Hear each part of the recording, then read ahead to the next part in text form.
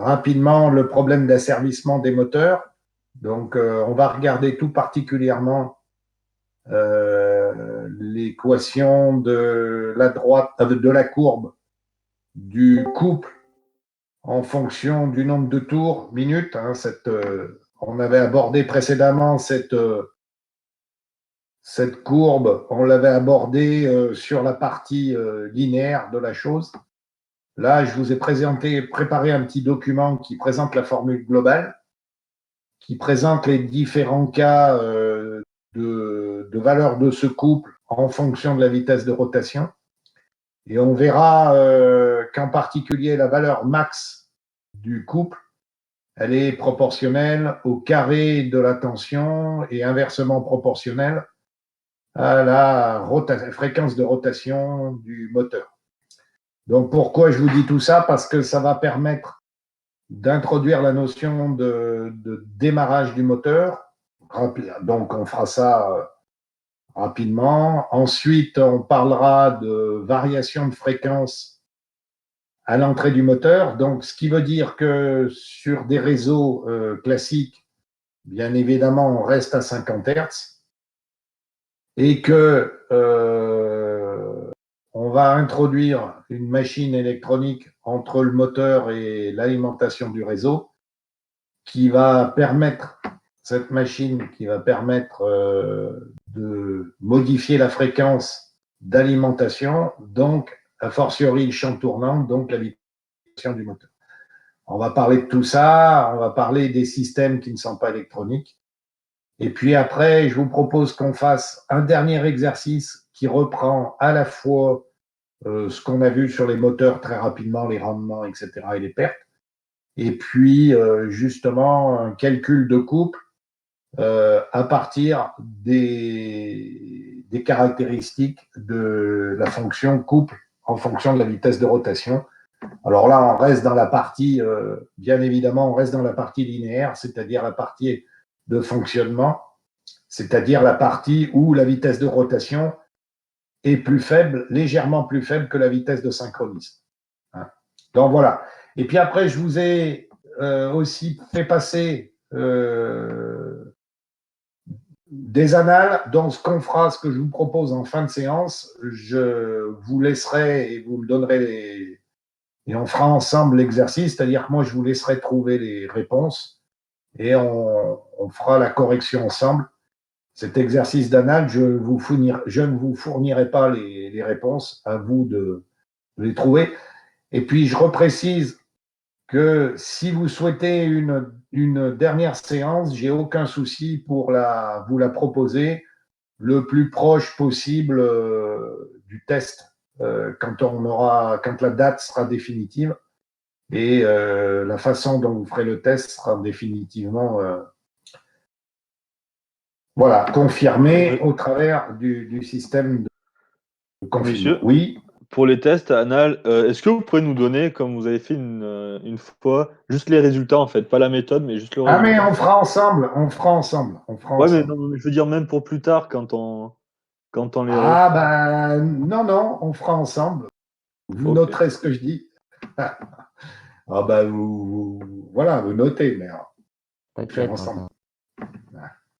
Je peux pas tout vous donner non plus. Ok? Ok. Voilà. C'est pas que. Bon, allez, on attaque donc sur comme je vous l'ai dit, on attaque sur notre moteur. Bon, j'ai zappé. Toc. Voilà. Bon, vous avez à l'écran le document qui s'appelle cours variation vitesse JA. Donc, vous l'avez à l'écran. Vous pouvez suivre avec, bien sûr, le document que vous avez téléchargé. Tout le monde voit à l'écran, c'est bon? Oui, très bien. Bon. Donc, alors, on peut démontrer on peut calculer, on peut démontrer la courbe du couple. Alors là, on parle du couple électromagnétique, hein, c'est-à-dire c'est le couple entre le stator et le rotor, enfin c'est le couple créé par le champ tournant ce couple électromagnétique, c'est pas tout à fait le couple utile, hein, je vous rappelle, parce que derrière, il y a des pertes, et en particulier, il y a des pertes mécaniques. Mais c'est celui-là qui est intéressant à étudier, puisque c'est celui-là qui va engendrer le couple mécanique sur le rotor. Donc, en fait, si on fait varier ce couple électromagnétique, on va observer comment varie le couple utile à la fin, et surtout, on va observer ce couple à partir des données électriques qui nous sont fournies à l'entrée du moteur. Donc, ce couple électromagnétique, donc je rappelle, le couple électromagnétique, c'est le couple qui est créé par le champ tournant et qui entraîne le rotor. Donc, ce couple, il est déjà la première partie, c'est le 3. Le 3, c'est simplement qu'on a affaire à 3 enroulements. Hein. C'est un moteur, donc le moteur à 50 triphasé, il est monté sur du triphasé, comme son nom l'indique, bien évidemment. Donc, il a 3 enroulements.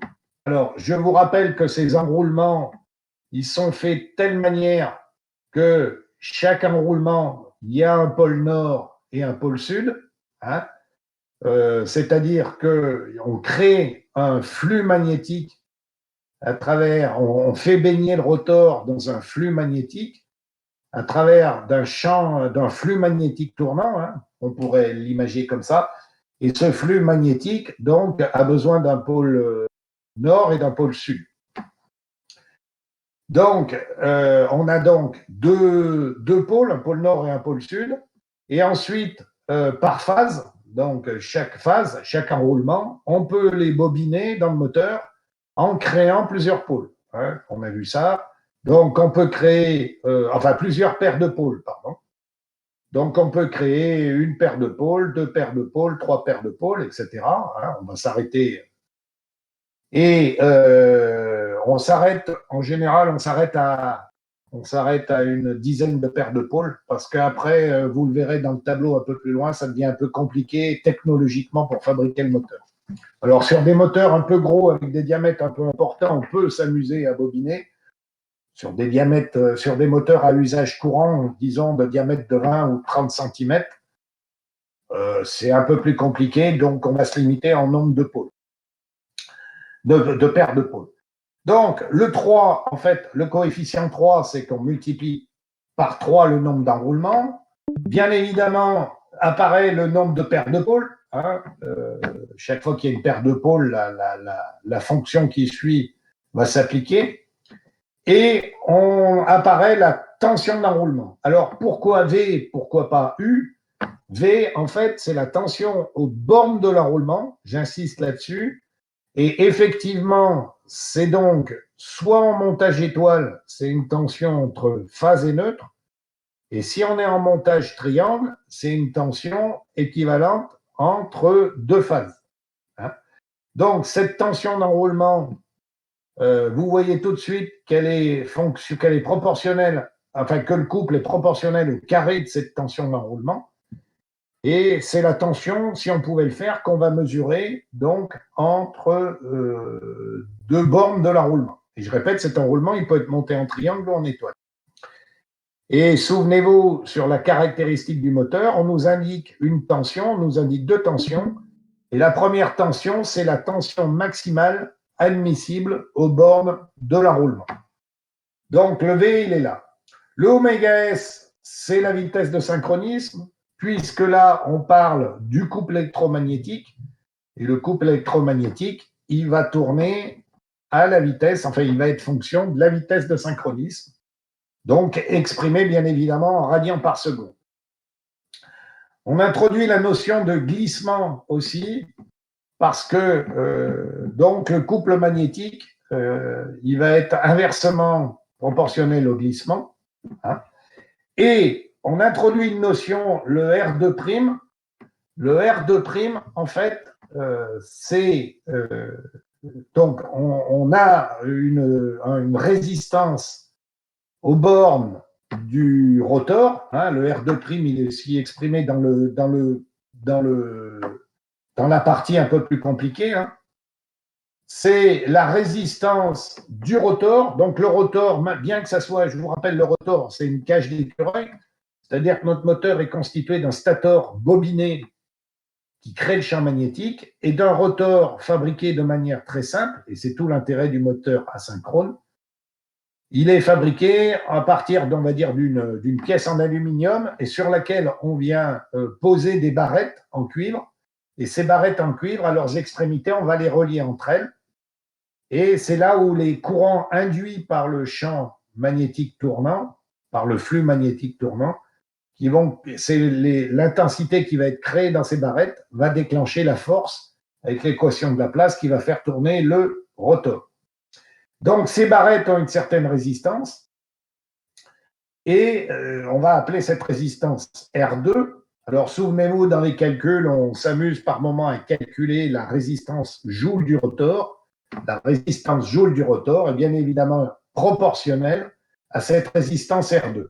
Alors, pourquoi R2'? Parce que dans la démonstration du couple que je n'ai pas faite dans ce cours, on ramène la résistance du rotor sur le stator, comme on l'a fait dans les exercices sur le transformateur, où on ramenait par transfert du coefficient M de transformation, où on ramenait la résistance R1 du primaire sur le secondaire parce qu'on était simplement capable de déterminer la résistance totale du transformateur, c'est-à-dire la résistance du secondaire plus la résistance transfert du primaire. Donc ce R'2, c'est tout simplement la valeur qui représente la résistance du rotor ramenée au stator. Petite parenthèse, il existe certains types de moteurs asynchrones, on en parlera un tout petit peu plus loin, des moteurs asynchrones dont le rotor est bobiné. L'usage fait que 80% ou 90% des moteurs asynchrones ont un rotor en cage d'écureuil non bobiné, parce qu'en termes de coût, c'est vraiment très, très peu cher. Comme diraient les anglo-saxons, c'est cheap, c'est pas cher. Donc, mais il existe des moteurs à rotor bobiné dans certaines applications. Bon, le sujet n'est pas là, on va rester sur notre moteur à rotor cage d'écureuil. Donc, le R'2, c'est la résistance du rotor ramenée au stator. Le R1, c'est la résistance du stator. Donc, R1, vous vous souvenez, on peut le mesurer entre bornes. Enfin, le R1 de l'enroulement, on ne l'a pas directement. Soit il est donné par le constructeur, soit on mesure l'équivalent entre les bornes du moteur. Et on trouve le dernier terme, c'est l'inductance de fuite ramenée au stator, puisque notre moteur, il y a forcément de l'inductance qui part dans la nature. Le moteur n'est pas parfait, comme le transformateur. Et cette inductance du fuite, c'est un terme au carré, où on multiplie aussi la vitesse de synchronisme au carré. Donc, ça fait une courbe, ça fait une équation un peu compliquée. Il y a beaucoup de termes, il y a beaucoup d'éléments, mais je tenais à vous la faire partager parce que ce qui est important de retenir, c'est que le couple, il est fonction du nombre de paires de pôles, il est fonction du carré de la tension, il est fonction de la résistance du rotor, il est fonction de la vitesse de synchronisme, du glissement, de la résistance du stator et des valeurs d'inductance de fuite. Donc, tout ce petit monde crée des newton-mètres. Et maintenant, on va faire varier on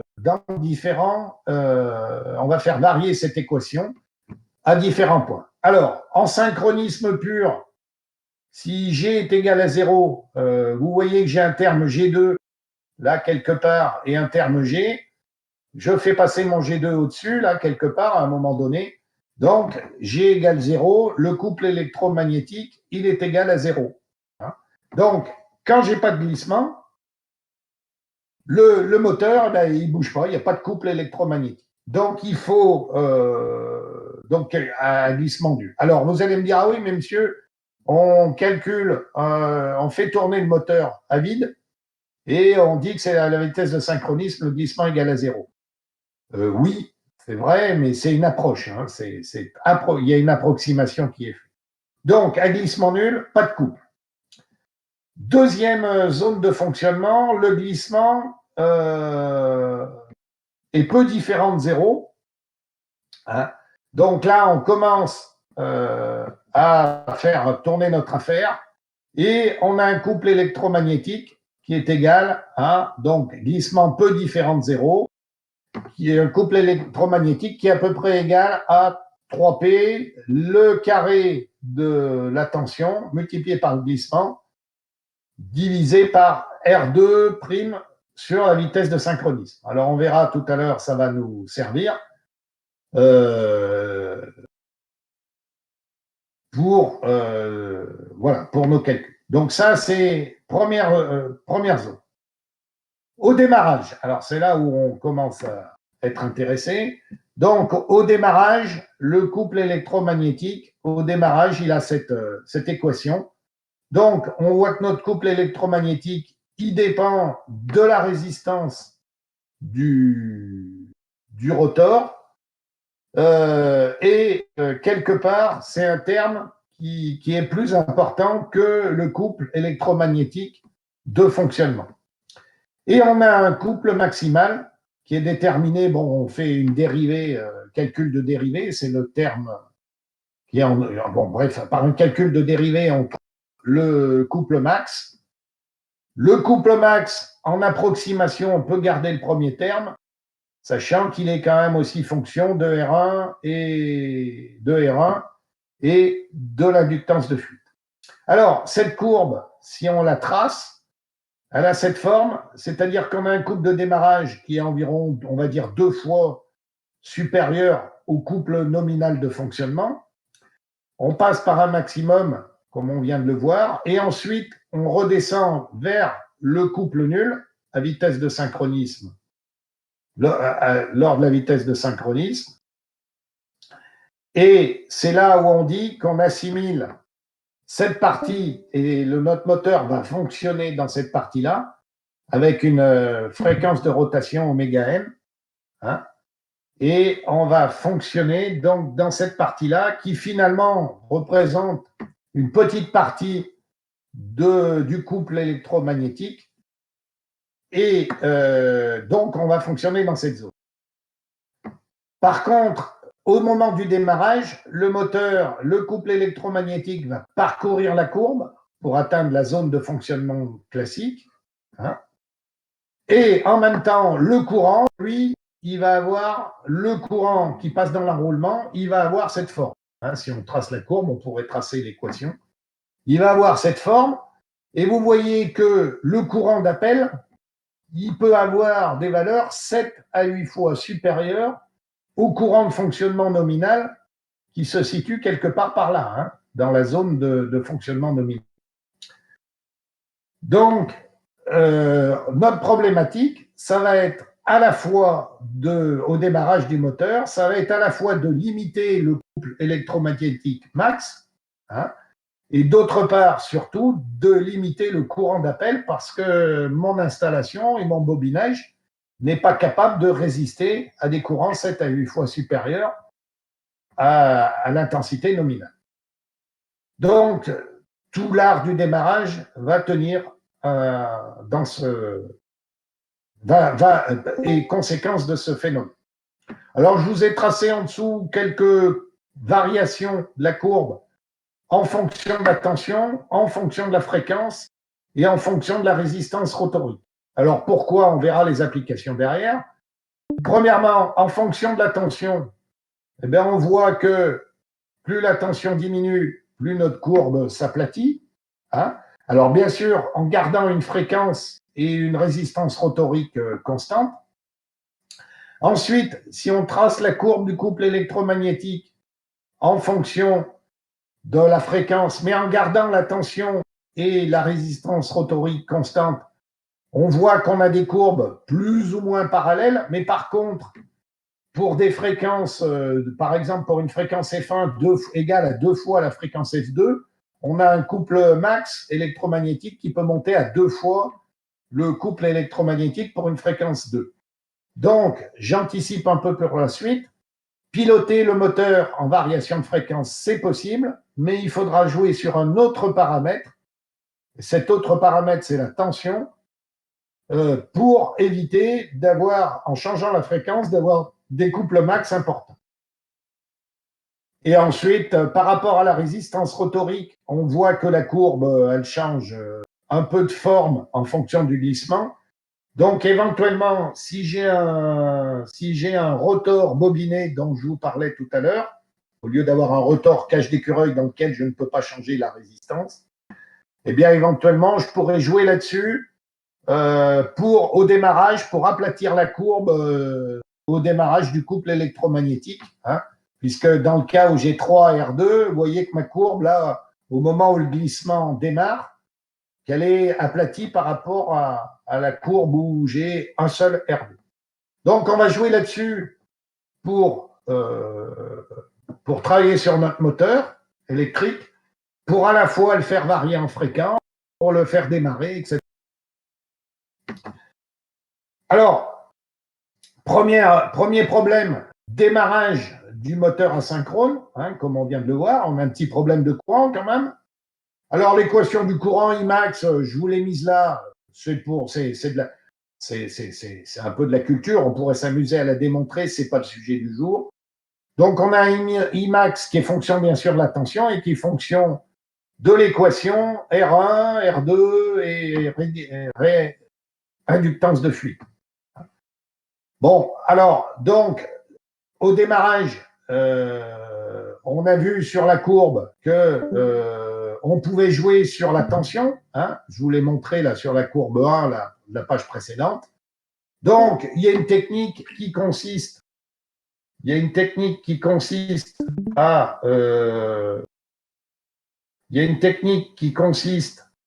à jouer sur la tension donc d'alimentation du moteur. Et bien évidemment, la première technique, en jouant sur la tension du moteur, on va mettre au bord du moteur un autotransformateur et comme ça, on pourra faire varier la tension d'alimentation au fur et à mesure où le moteur démarre et l'augmenter au fur et à mesure où le moteur démarre. Hein, donc, on va quelque part lisser la couple électromagnétique et jouer dessus. Alors, sauf que les autotransformateurs, c'est des grosses bêtes. Ça consomme un peu d'énergie au passage, hein, donc c'est pas très bon en termes de rendement. Et puis que si vous avez un moteur, voilà, c'est dans des installations et autres, donc c'est un peu compliqué. Bon, il faut quand même savoir que ça existe. Dans certains gros moteurs, on va mettre un autotransformateur parce que là, on va pouvoir piloter cette tension.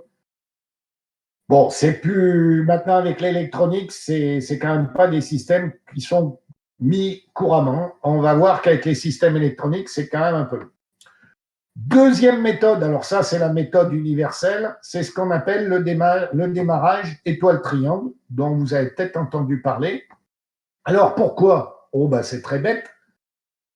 Le couple triangle, il est égal au 3 fois le couple étoile. Alors, pourquoi il est égal à 3 fois le couple étoile? Tout simplement que 3 V2 carré est égal à U2. Et si je remplace V2 dans l'équation du couple électromagnétique, je vais avoir un 3 qui va apparaître. Et tout simplement, alors pourquoi 3? C'est parce que, j'étais un peu vite. Souvenez-vous, U est égal à U entre phases. Donc, en triangle, U entre phases est égal à racine de 3 V en triphasé. Donc, comme c'est monté au carré, ça fait 3V. Et je ne sais pas si vous vous souvenez, on l'avait fait dans un calcul d'exercice, là, où on avait démontré que quand on passait d'étoile en triangle, on retombait sur nos 3V2 au niveau du couple et la courbe s'aplatissait. Donc, ça, c'est le truc, cette installation, la couple triangle, on en voit pas mal, hein. Alors, ça demande un petit peu un système qui fait basculer pour passer de triangle en étoile. Ça demande aussi que la tension du bobinage, que la tension minimale acceptée par bobinage, elle puisse passer dans le réseau triphasé, etc., etc. Alors, je vous ai mis je vous ai mis un document personnel qui est tout un document qui explique le démarrage étoile triangle, qui repose le problème de manière très détaillée. On retrouve notre 3 fois, on retrouve notre 3 UV, donc là c'est un petit peu plus expliqué. Le rapport de l'intensité C3, le rapport de la puissance C3, bon, vous gardez ça comme document d'étude. Alors après, sur ce document, on retrouve la courbe dont on vient de parler tout à l'heure. On retrouve la courbe du couple. Voilà. Voilà. On retrouve la courbe de l'intensité, ce que je vous dis. Et ce qui est intéressant dans ce document, c'est le câblage au niveau de la plaque à borne. Alors, c'est un petit peu là-dessus dont je voulais intervenir. Donc, une plaque à borne,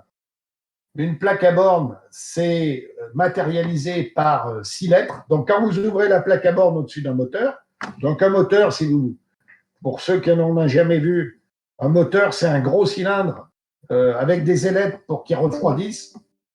Donc, c'est un gros cylindre avec des ailettes parce que le moteur chauffe. Donc, on a effectivement on peut tenir compte de cet échauffement, mais peu importe.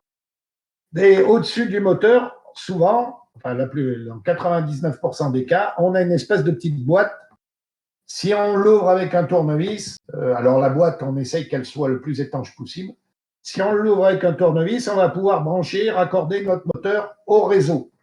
Bien sûr, on va se retrouver devant 6 bornes. Alors, des bornes appelées en général U, V, W, Z, X, Y. Et on va pouvoir alimenter notre moteur soit par U, V, W, soit par Z, X, Y, en ramenant les 3 câbles du réseau sur le moteur.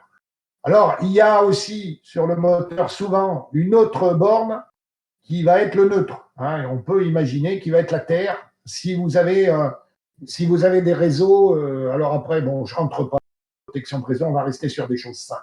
Vous pouvez avoir un câble qui arrive avec 4 fils, avec 3 fils, etc. Même avec des 5 fils par moment. Donc, on va rester sur du 3 fils. Vous avez donc les 3 phases qui arrivent et vous pouvez les brancher soit sur U, V, W, soit sur Z, X, Y. Et à l'intérieur du moteur, c'est les petits enroulements là qui sont schématisés. Le moteur, il est câblé à l'intérieur de telle façon que l'enroulement numéro 1, donc avec tout ce que ça comporte en termes de pôles et autres, l'enroulement numéro 1, il est câblé entre U et X. L'enroulement numéro 2, il est câblé entre V et Y. Et l'enroulement W et l'enroulement numéro 3, il est câblé entre W et Z. Et du coup, quand on a la plaque à borne, on peut faire un montage triangle. C'est très simple. Comme on voit le câblage du dessus, il suffit de raccorder Z, X, Y et on a un montage triangle et on va alimenter le moteur par U, V, W. Donc, montage triangle, il suffit de raccorder la plaque à borne Z, X, Y parce que l'enroulement est toujours câblé comme j'ai montré précédemment. Ensuite, quand on veut un triangle, il suffit de mettre les plaquettes, le raccordement court-circuité, on va dire UZ, VX et WY, et là, on a un montage triangle. Donc, vous voyez, les électriciens, ils ont fait des choses relativement simples, ils ont prévu ça. Et en démarrage étoile-triangle, on va créer un circuit électrique qui fasse que on va avoir effectivement les barrettes Z, X, Y au démarrage et les barrettes UZ, V, X, W, Y en fonctionnement. Et ça va nous créer le couple en étoile, c'est le couple marqué CY, et le couple en triangle, c'est le couple en pointillé. Et à un moment donné, on va basculer en triangle qui va faire un appel de courant un petit peu instantané, mais moins élevé que si on avait démarré en triangle. Et donc, on va pouvoir démarrer notre moteur. Alors, derrière, je vous ai mis le schéma de la commande du circuit avec les contacteurs. Bon, voilà, ça, il peut y avoir des schémas un peu plus compliqués, etc., etc. Donc voilà pour ce qui est du démarrage étoile-triangle dans notre moteur.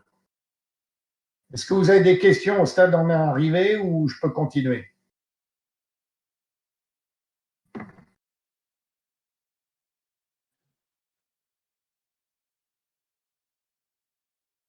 C'est tout bon? Oui. Parfait. Toujours pour démarrer notre moteur, il y a d'autres techniques. On peut jouer sur la résistance dite statorique, c'est-à-dire le R1 de la courbe. Et on augmente R1, mais on va avoir un flot de démarrage qui consomme énormément d'énergie. Par contre, l'avantage, c'est que le Cmax, le couple électromagnétique max, est fortement diminué. Alors, c'est des techniques qui sont plus ou moins utilisées parce qu'on consomme quand même pas mal d'énergie. Voilà. Bon, mais on peut en faisant bouger la résistance du stator, c'est-à-dire en mettant une résistance en amont du stator que l'on fait varier. Deuxième technique, c'est dans le cas de rotor bobiné. Attention, j'insiste, hein, c'est dans le cas de rotor bobiné. C'est l'augmentation de la résistance R2 qui fait qu'on a un couple de démarrage qui va pas mal. Par contre, évidemment, on est dans le cas de rotor bobiné, donc ce n'est pas forcément économiquement la meilleure des solutions. Et puis, on a un peu de consommation de puissance au passage aussi. Donc, voilà pour le démarrage de mon moteur. Et maintenant, une fois que j'ai démarré mon moteur, je vais m'intéresser à sa variation de vitesse de rotation parce que ça peut peut-être me servir dans certaines applications. Je vais m'intéresser donc à la vitesse de rotation. Je vais m'intéresser éventuellement aussi au démarrage. Hein, et donc, je repose les fondamentaux. Alors, je rappelle que la vitesse de rotation, c'est toujours inférieur à la vitesse de synchronisme, de 3 à 5%, que la fonction vitesse de rotation, la vitesse de synchronisme est toujours égale à la fréquence divisée par le nombre de paires de pôles. Attention, la vitesse de rotation qu'on obtient, elle est en tours par seconde. Et je vous ai remis un petit tableau donc, où on trouve le nombre de pôles, pôle nord, pôle sud, avec le nombre de paires de pôles. Hein, donc, on peut aller jusqu'à 10 paires de pôles. Et je répète ce que j'expliquais tout à l'heure. Quand on est à 10 paires de pôles, on a quand même un pas polaire en degrés de 18 degrés. Ça commence à être peu compliqué pour coller des enroulements électriques sur 18 degrés. Donc, effectivement, les cas les plus usuels, c'est quadripolaire, c'est-à-dire 2 paires de pôles. On trouve, tétrapolaire, pardon. Et puis, on peut trouver des 4, etc., 4 paires de pôles. Alors, les vitesses de rotation en tours par seconde, on les trouve ici. Les vitesses en radians par seconde et les vitesses en tours minute. Donc, souvenez-vous, ça, je pense que c'est facile à retenir. De 1 à 4, 3000, 1500, 1000 et 750 tours par minute. De 1 à 4 paires de pôles. Donc, une fois qu'on a déterminé ça, qu'est-ce qu'on peut faire pour que la vitesse de rotation, elle varie? Eh bien, on peut soit modifier le nombre de pôles en construction du moteur. Donc, ça va être les solutions qui étaient retenues avant l'émergence de l'électronique de puissance. Hein, soit faire varier la fréquence du réseau d'alimentation. Donc, la première solution, ce sont des solutions dites constructives. Hein, et les deuxièmes solutions, c'est des solutions avec l'aide de systèmes électroniques, puisque je rappelle que dans des pays comme la France, la fréquence est, on ne peut pas faire varier la fréquence d'alimentation. Donc, pour faire varier le nombre de pôles, on va faire, première solution, on crée plusieurs enroulements. Hein. Sur le bobinage du stator, on va créer plusieurs enroulements et on va commuter de l'enroulement, du type d'enroulement 1 avec un certain nombre de pôles au type d'enroulement 2 avec un autre nombre de pôles. Alors en général, c'est des moteurs qui ont que 2 vitesses, on va jouer sur 2 vitesses. On ne va pas aller au-delà. C'est des moteurs coûteux, hein, voilà, mais ça a le mérite d'exister. Alors par contre, il y a un monsieur qui s'appelle Delander. Alors Delander, pour la petite histoire, c'est un Hollandais, un homme des Pays-Bas, qui vivait à la fin du 19e, au début du 20e siècle. Donc, des variations de vitesse des moteurs électriques, c'est pas d'aujourd'hui.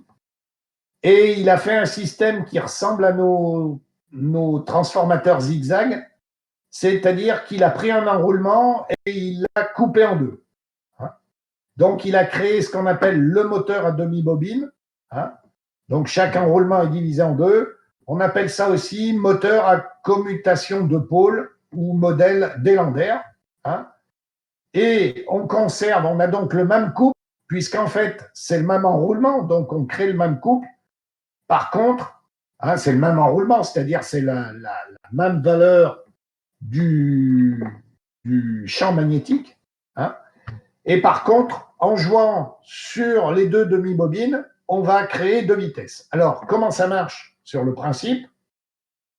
On va avoir, si on a le bobinage, si le bobinage est connecté dans le même sens, c'est-à-dire que nos deux demi-bobines sont parcourues par un courant électrique qui va dans le même sens, du nord au sud.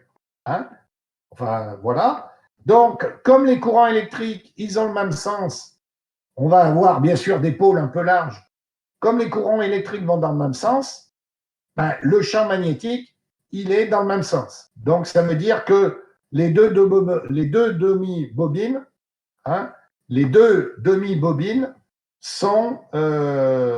constituent le même pôle, puisqu'elles vont dans le même sens. Par contre, si je mets, donc ça, c'est le montage de mes deux demi-bobines en parallèle. Par contre, si je mets mes deux demi-bobines en série, alors là, je vais avoir une intensité qui va dans un sens à un moment donné et qui revient donc qui est dans l'autre sens, qui crée des pôles nord-sud d'un côté, sud-nord de l'autre. Donc nord-sud d'un côté, sud-nord de l'autre, qui crée donc, on multiplie par contre le nombre de pôles par deux. Donc la petite vitesse, ça va être pour un montage. La petite vitesse, ça va être pour un montage série des deux demi-bobines, et la grande vitesse, ça va être pour un montage parallèle des deux demi-bobines. Alors, en général, on joue donc sur les plaques à bornes, comme on l'a vu. La technologie, en montage triangle, on alimente U1, V1, W1 et on met en série les demi-bobines. Donc là, c'est tout simple. On va alimenter V1, V1, W1, etc. Et le moteur, il tourne à X tours par minute. Ensuite, dans le montage, on va venir mettre les phases sur les deux demi-bobines, mettre en court-circuit W1, U1 et V1, tout simplement à l'aide de ce montage, qui fait que là, nos demi-bobines seront montées en parallèle, et du coup, on a une vitesse de rotation qui est 2 fois supérieure à celle du précédent montage. Donc voilà les astuces pour faire mécaniquement simple vitesse ou double vitesse. Alors, on va passer à des choses un peu plus modernes. On va faire varier la vitesse par des moteurs asynchrones. Donc, au travers, alors on peut faire varier R2, mais je répète, pour faire varier R2, il faut un rotor bobiné. Mais par contre, on va passer à des choses plus modernes, pas forcément économiques, parce qu'un variateur de vitesse électronique sur un moteur de puissance, moteur asynchrone, c'est pas donné. Je pense même en termes de coût, ça doit être équivalent au coût du moteur, voire supérieur. Donc, ça veut dire qu'il faut en avoir vraiment l'usage et l'utilité. Alors, on a une commande, ce qu'on appelle commande scalaire. Alors, on peut faire des commandes vectorielles aussi, mais on va s'intéresser à la commande scalaire. Alors, pourquoi vectorielle et pourquoi scalaire? On le verra dans le montage du système électronique.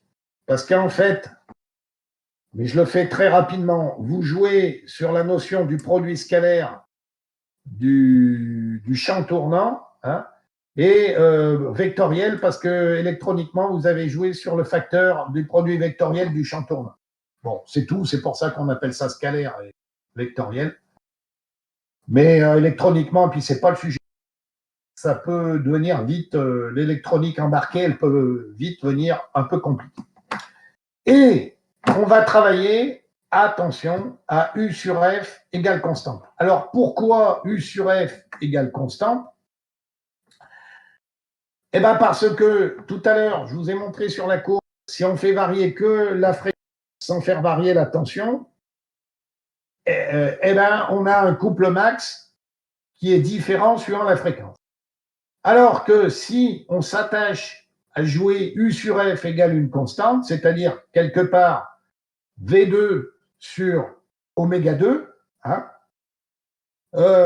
on assure un V1, un V carré sur un oméga 2 carré constant. Donc, on va avoir des courbes de fonctionnement en fonction de la vitesse, en fonction de la fréquence, qui vont être parallèles, comme je les ai dessinés en dessous, et surtout avec des couples max qui sont très peu différents. C'est ça qui nous intéresse. Alors, méfiez-vous, là, il y a une faute dans ma formule. Hein, je vous prie de m'en excuser. Delta F, c'est égal à P delta N. Hein, le P, là, qui est ici, il est faux. Hein. Le P, il n'est pas là. C'est une erreur de ma part. Le P, il est sur l'autre terme. Hein. Donc, ne vous trompez pas. On le verra dans le problème. C'est delta F est égal à delta N multiplié par P, le nombre de paires de pôles. Donc, ne vous trompez pas. C'est de ma faute. Je vous prie de m'en excuser. Mais la variation de fréquence, c'est-à-dire si je fais varier ma fréquence de delta F, je fais varier ma vitesse de delta N multipliée par le nombre de pôles. Alors, exemple, je passe de 50 à 40 Hz. Donc, 50 moins 40 ou 40 moins 50, c'est encore mieux. J'ai moins 10 Hz de différence. Si je suis sur un moteur une seule paire de pôles, je vais donc avoir une variation de la vitesse de moins 10 tours par seconde.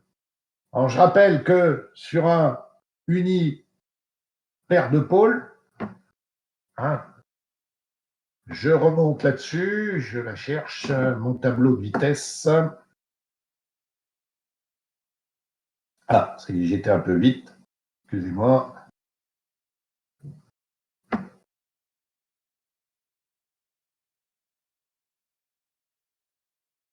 Donc, une paire de pôles, j'ai un champ tournant qui tourne à 50 tours par minute.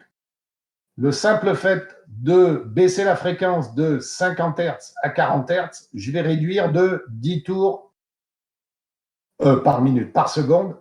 Je vais réduire de 10 tours par seconde. Hein, donc, je vais passer à 40 tours par seconde. Voilà. Donc, ça, cette formule, il faut la retenir. Delta F est égal à nombre de paires de pôles multiplié par delta F. Je peux effectivement aussi monter la fréquence. Hein. Je peux passer de 50 à 60 Hz. D'ailleurs, aux États-Unis, la fréquence du réseau est à 60 Hz. Et pour l'avoir expérimenté, les moteurs 50 Hz résistent tout à fait aux 60 Hz. Donc, comme je l'ai dit, maintenant, pour faire varier cette fréquence, on va mettre un système électronique, hein, qui va faire varier les courbes rouges que j'ai représentées. Alors, soit un contrôle scalaire, soit un contrôle vectoriel. Alors, en général, ces systèmes ont pour nom Emely Modulation, modulation de largeur d'impulsion, c'est plus en anglais, hein. Mais Modulation Length Impulsions. Donc, des systèmes Emely. Alors, le principe de base, alors attention, moi, je reste sur les principes de base, c'est un système qui est composé d'un redresseur en amont, c'est-à-dire qu'on vient brancher les phases d'alimentation, les 3 phases, on vient alimenter un redresseur. Derrière ce redresseur, on a un filtre et un absorbeur. Vous allez comprendre en partie pourquoi.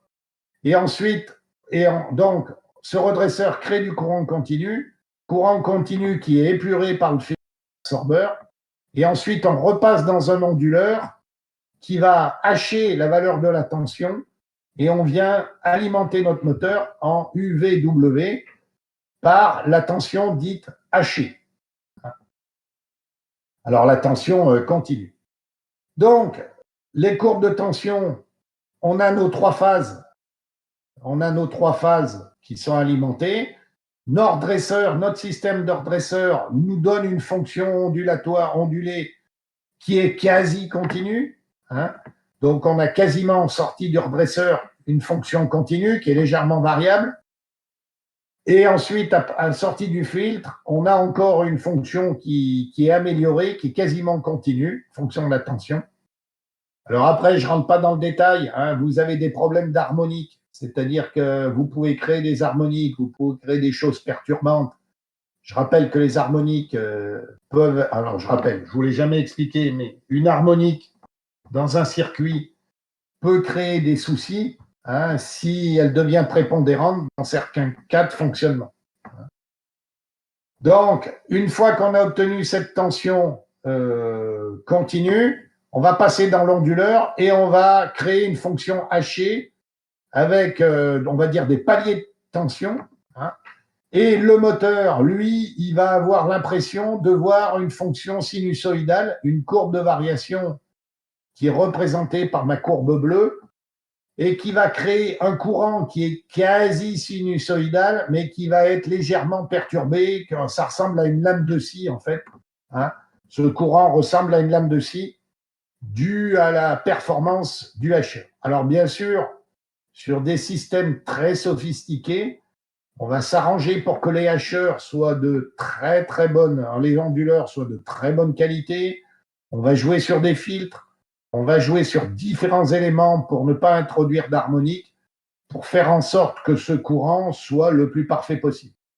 Sur des systèmes de modulation de fréquence classiques, on va moins se poser de questions, mais il faut savoir que le moteur, lui, il ne va pas avoir un courant purement sinusoïdal, il va avoir un courant légèrement en forme de dents de scie.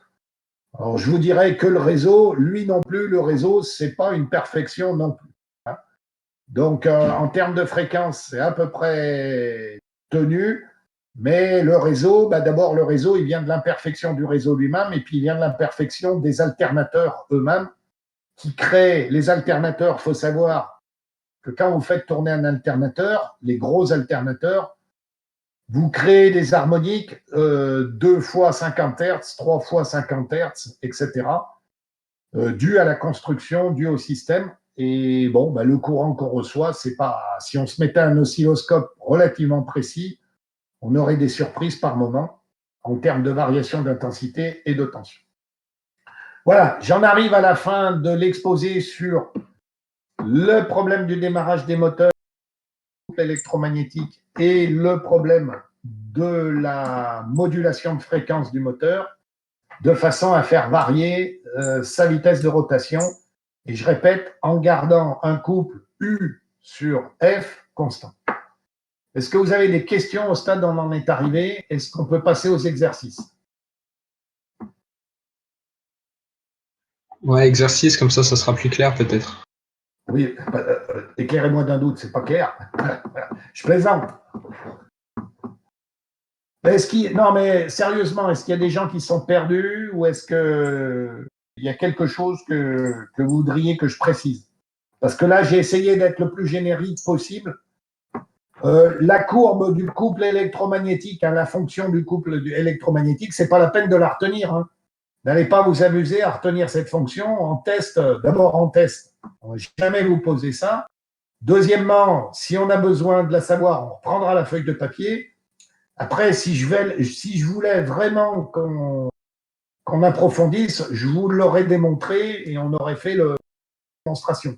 Ce n'est pas prévu dans le programme pédagogique, ce n'est pas le sujet. Simplement, je vous ai introduit cette fonction du couple électromagnétique, simplement pour vous montrer que c'était fonction d'un tas de paramètres, les résistances de bobinage, les résistances du rotor, la fréquence, la tension, et aussi des termes comme la l'inductance de fuite du moteur. Donc, quand on voit un moteur électrique, c'était pour vous dire, c'est banal, mais c'est un petit peu compliqué. C'est-à-dire que, comme toutes les choses qu'on rend banales, ben derrière, il y a des gens qui ont bâti un système. C'est un petit peu ça l'objet de ma démonstration. Un système pas forcément évident. Voilà.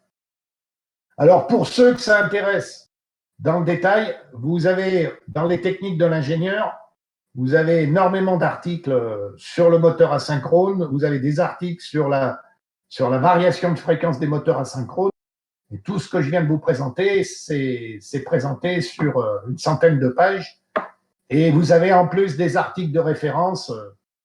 Je pense que quelqu'un qui s'intéresse à ça, un ingénieur qui s'intéresse à ça, il a de quoi faire, et il ne faut pas qu'il retienne par cœur la formule du couple électromagnétique, c'est pas le sujet, c'est pas ça. Mais par contre, il faut qu'il ait compris pourquoi on démarre un moteur étoile triangle, pourquoi on démarre un moteur, pourquoi un moteur électrique, eh ben, au démarrage, c'est un peu pénible. Pourquoi un moteur électrique, on va s'amuser à faire varier sa vitesse de rotation, on va mettre un asservissement, une modulation de fréquence.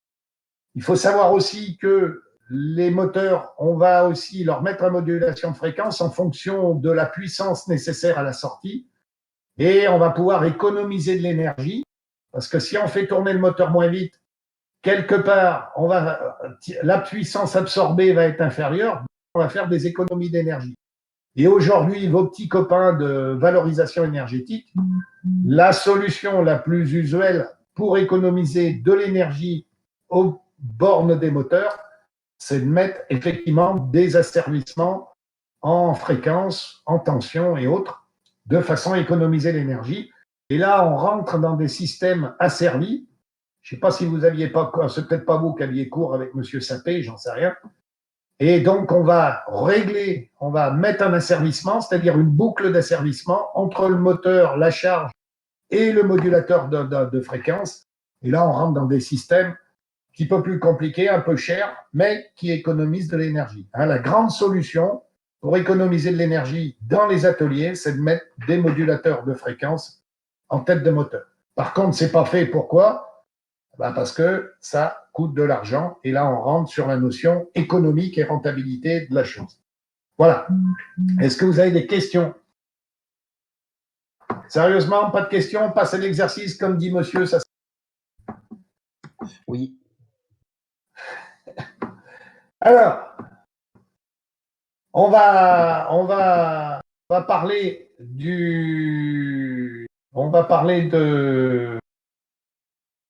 d'un moteur. Alors, cet exercice, il reprend globalement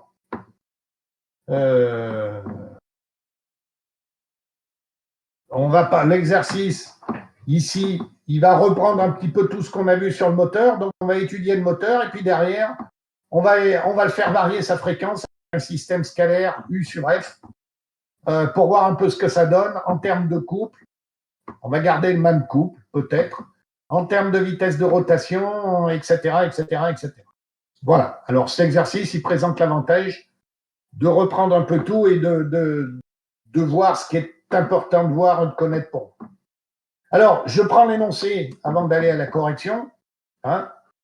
Et alors, moi, je vous suggère fortement dans vos tests, alors je pense que vous le faites déjà, quand vous prenez un énoncé, alors vous verrez le test avec la personne qui fait les cours avec moi.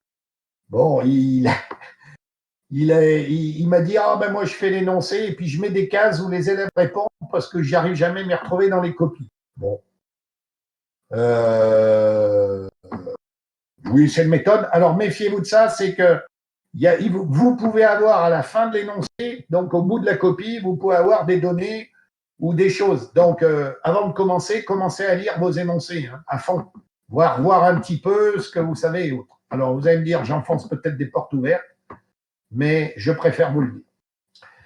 Donc là, on nous dit, vous avez un moteur asynchrone triphasé,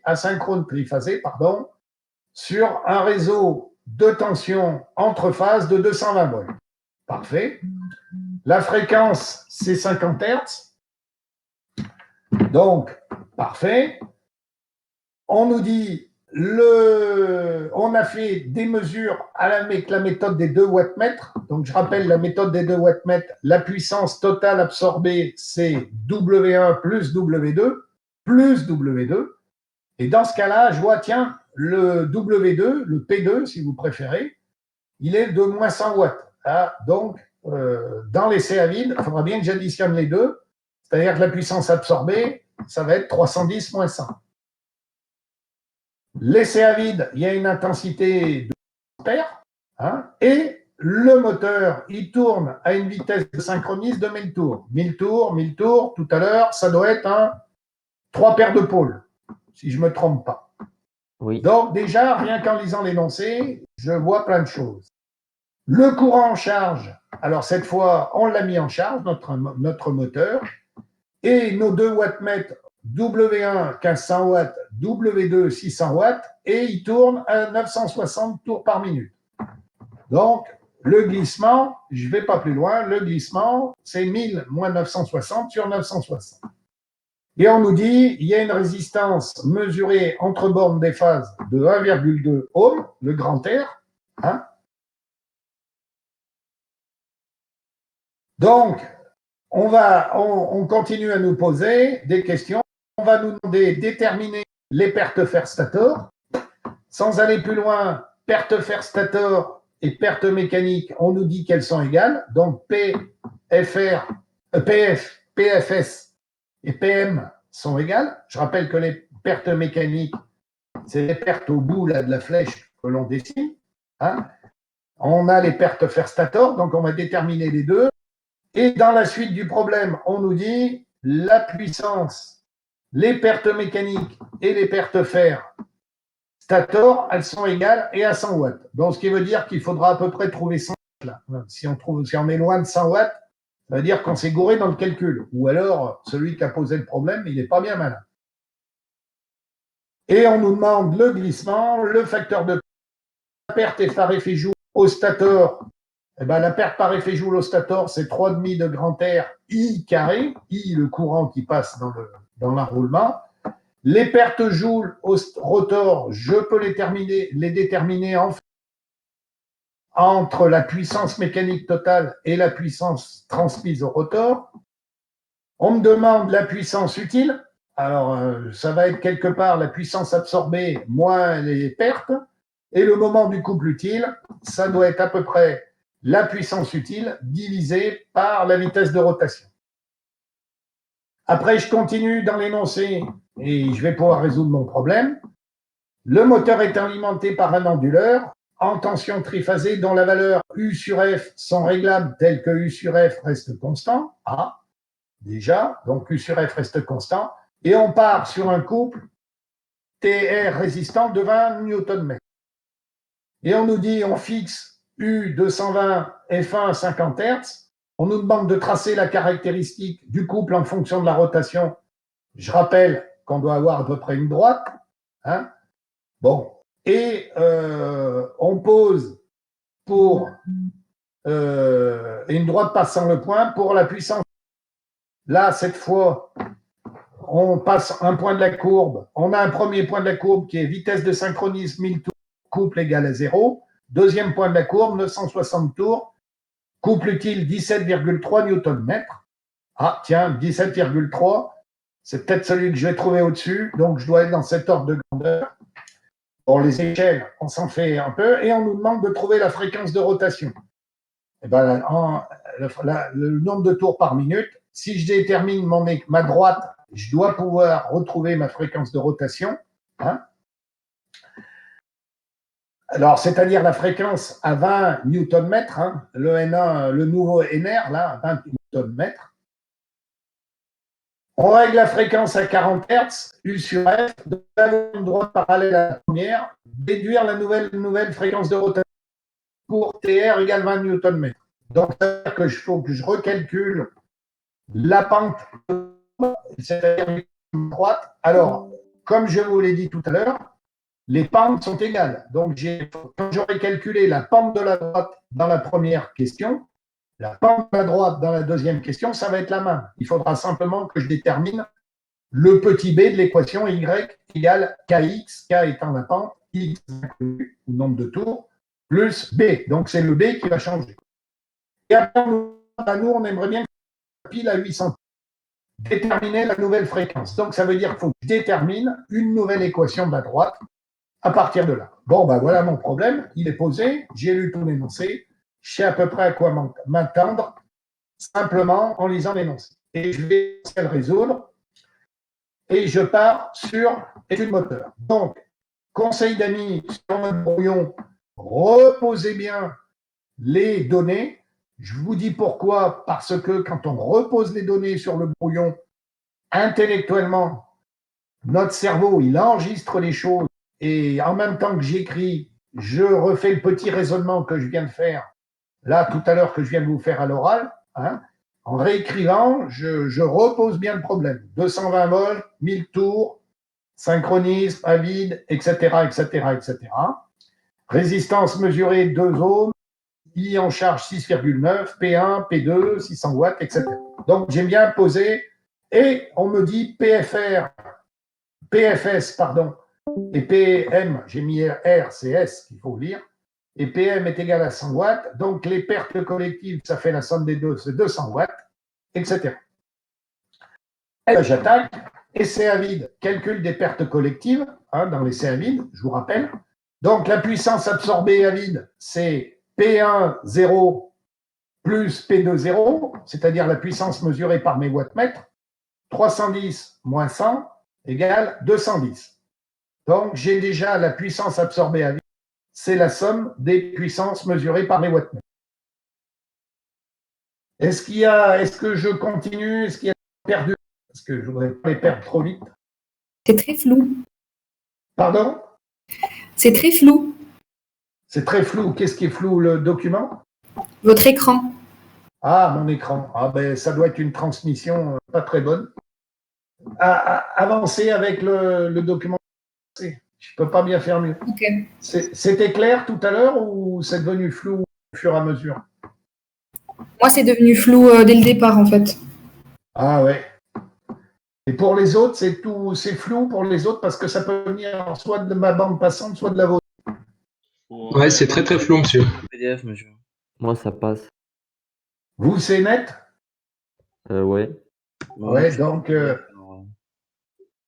Ouais. Donc, s'il y a quelqu'un chez qui c'est net, j'ose vous dire que ça vient de votre bande passante à vous. Parce que si quelqu'un le reçoit net, ça veut dire que nos deux bandes passantes sont pas mal. Alors, là, je ne peux pas bien faire mieux. Je ne peux pas bien vous aider. Vous savez, en ce moment, les bandes passantes, elles sont mises à contribution.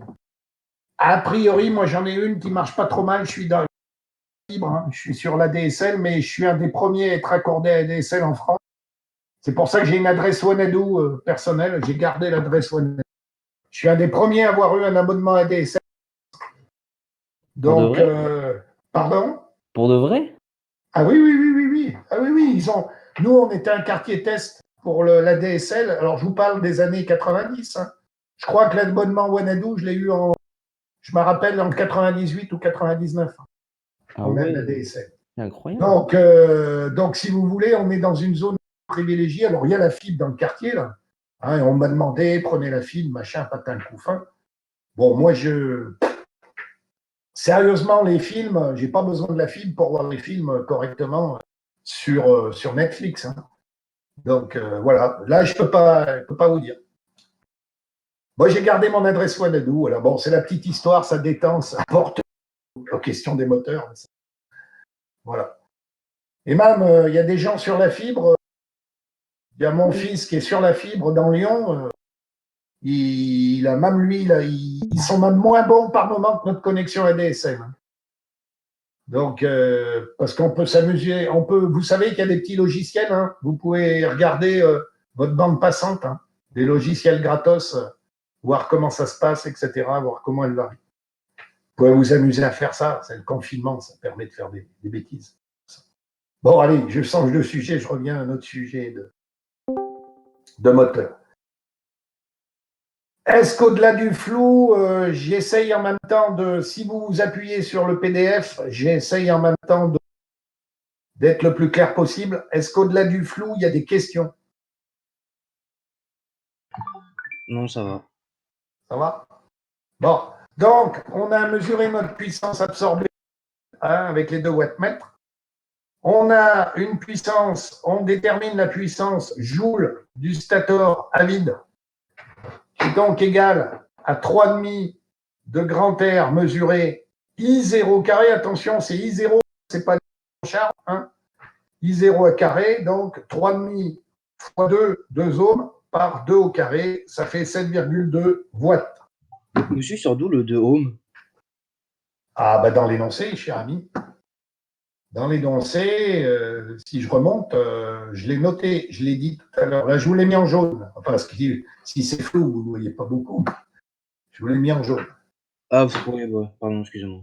Non, mais vous êtes. Attendez, je vous ai dit, interrompez-moi. Je préfère que vous m'interrompiez plutôt que de subir. On a le 2 ampères, donc il fait 3,5 de 2 fois 2 carré, 7,2 watts. La puissance absorbée à l'essai à vide, c'est la puissance joule du stator à vide, qu'on vient de calculer, plus les pertes collectives. Et je rappelle que les pertes collectives, c'est la puissance perdue, les pertes joule, les pertes fer stator et les pertes mécaniques. Et dans l'énoncé, on m'a dit que les pertes mécaniques et les pertes fer stator étaient égales. Donc, perte collective, c'est égal à 210 mesurées, moins 7,2 calculé, là, à l'instant, au-dessus. Hein. Ça vient de là, je ne l'ai pas inventé. Qui fait qu'on obtient 203, et 203 divisé par 2, ça fait 101,5 de chaque côté. Et dans l'énoncé, on nous dit qu'à partir de maintenant, on considère que c'est 100 watts, les pertes fer stator et les pertes mécaniques. Donc, je n'ai pas dû tromper dans mon calcul en disant que ça fait 101,5. En charge, le glissement, on me demande le glissement. Bon, ben, je ne reviens pas sur la formule. 1000 moins 960 sur 1000, ça fait 4%. Le cosinus phi, le facteur de charge, c'est le cosinus phi, c'est égal à la puissance absorbée divisée. Je rappelle que la puissance absorbée, c'est de 3,8 cosinus phi, hein, pour ceux qui l'auraient oublié. Donc, la puissance absorbée en charge, eh ben, c'est P1 plus P2, c'est-à-dire 1500 watts plus 600 watts. Hein, ça m'a été donné. Le racine de 3, ben, a priori, c'est un 732, donc ça, c'est du calcul. La tension entre phases U, c'est 220, c'est donné dans l'énoncé. Et le courant de charge, alors là, c'est le courant de charge, attention, ce n'est pas le courant à vide. Hein. C'est racine de 3, 220 par 6,9 qui nous donne un cosinus phi égal à 0,8. Donc, le 0,8, hein, c'est puissance divisée par racine de 3, UI.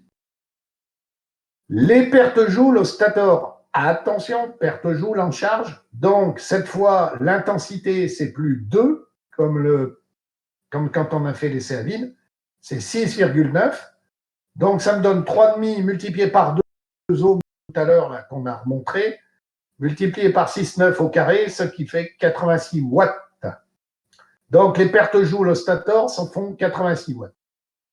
Monsieur, juste, j'ai une question. Allez-y. Pourquoi tout à l'heure, on parlait des pertes mécaniques, sachant qu'on était dans un essai à vide? Enfin, j'essaie de réfléchir, mais je comprends pas pourquoi, parce qu'il n'y a aucun mouvement mécanique, non? L'essai à vide, le moteur, il tourne. Il tourne même à la vitesse de synchronisation. Ouais, ouah, putain, ouais, pardon. Ouah, je suis con.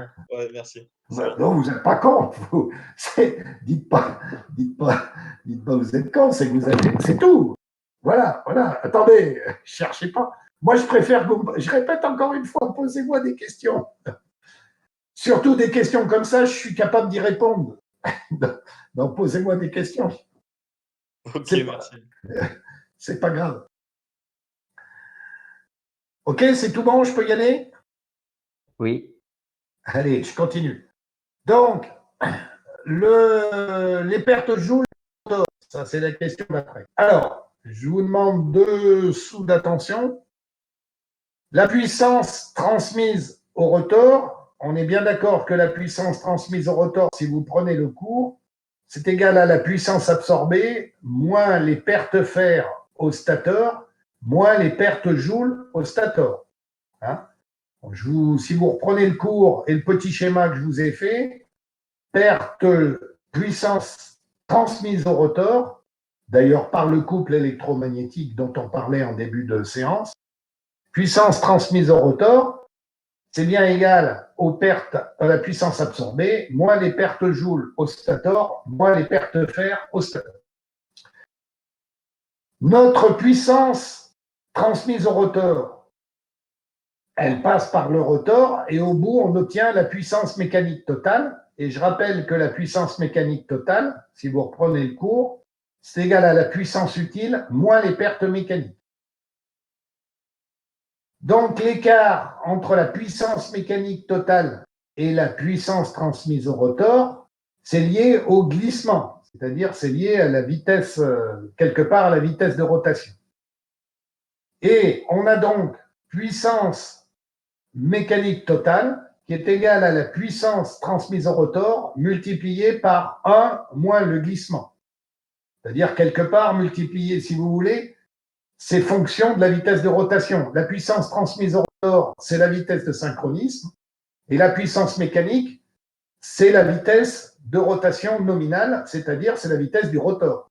Donc vous avez deux éléments qui tournent, un champ magnétique qui tourne à la vitesse de synchronisme, et un rotor qui tourne à la vitesse nominale, qui est légèrement inférieure à la vitesse de synchronisme. Donc en fait, la fonction qui lie la puissance transmise au rotor et la puissance mécanique totale, c'est 1 moins G.